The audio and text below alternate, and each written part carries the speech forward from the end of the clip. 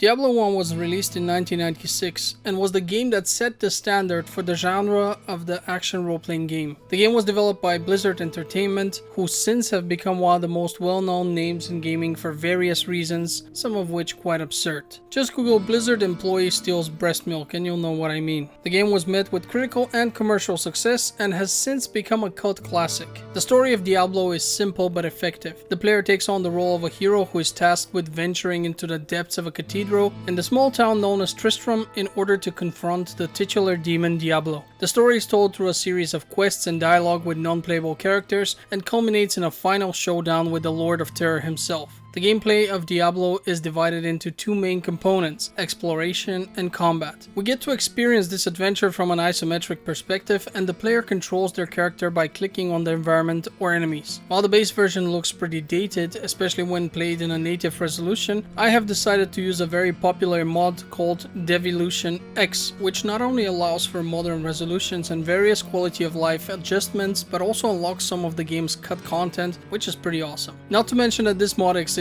on pretty much any platform at this point. If you own the GOG version of the game like I do, you can pretty much play this on anything from your phone to a PlayStation Vita or even a 3DS. The combat in Diablo 1 is real time, and the player has access to a range of weapons and abilities depending on their chosen class. The three classes available to the player are Warrior, Rogue, and Sorcerer, but thanks to the mod I've mentioned before, you can also access the two classes which were in development but never ended up being released, namely the Bard and the Barbarian. There are other ways to unlock them, but I use the mod for its simplicity and the additional features. Each class has a unique set of abilities, strengths, and weaknesses, which allows for a degree of replayability. And by the way, if you want the mod, you'll find it in the description of this video. The game's looting system is a major draw for many players. Throughout the adventure, the player can collect a range of items including weapons, armors, and potions. These items can be either found in the environment or dropped by defeated enemies. The game features a rare and legendary item system which rewards players who are willing to invest more time and grind those out. The best items are often difficult to obtain, which provides a sense of accomplishment when the player actually gets the drop. For me personally, one playthrough was enough, but if you want to, you can play this game way past that, just as with the modern ones. Diablo 1's atmosphere is one of its greatest strengths.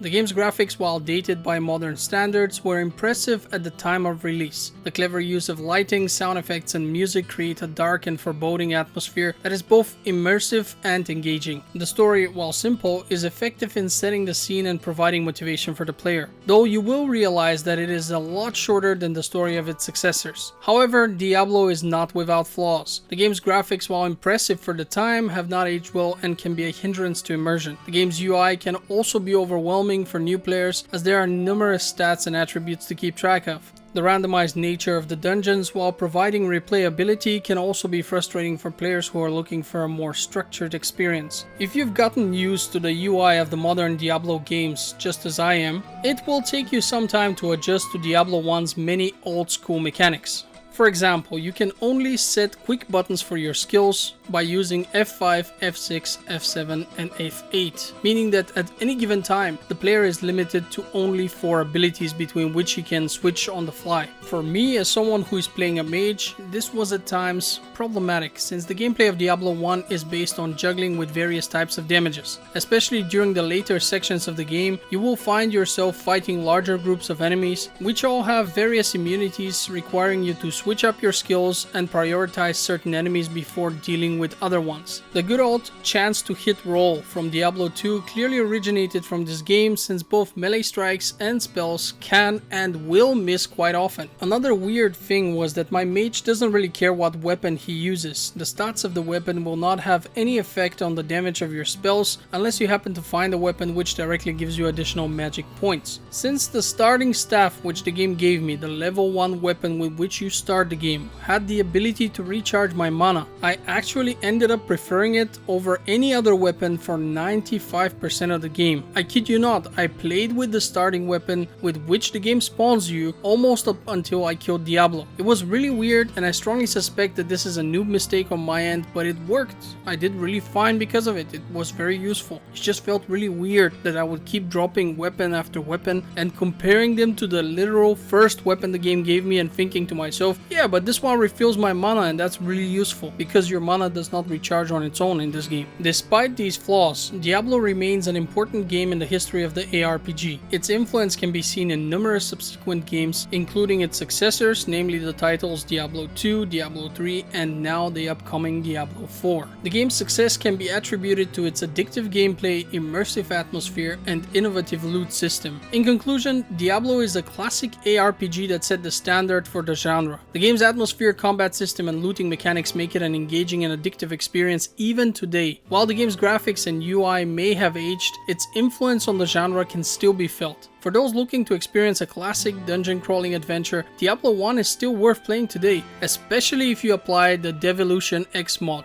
the link to which is again in the description of this video. And if you are getting somewhat excited for the release of Diablo 4 like I am, and have never played this particular game, Diablo 1, which essentially started all of this, I strongly recommend to give it a chance. It's actually quite good. You understand the whole story a lot better as well. It all fits in. I keep seeing things which are referenced in the later games, and that's kinda cool. I like that. With that having been said, I want to thank you for watching Game Filter. I hope to see you on the next video. Until then, have a great day. This is Nino, signing out.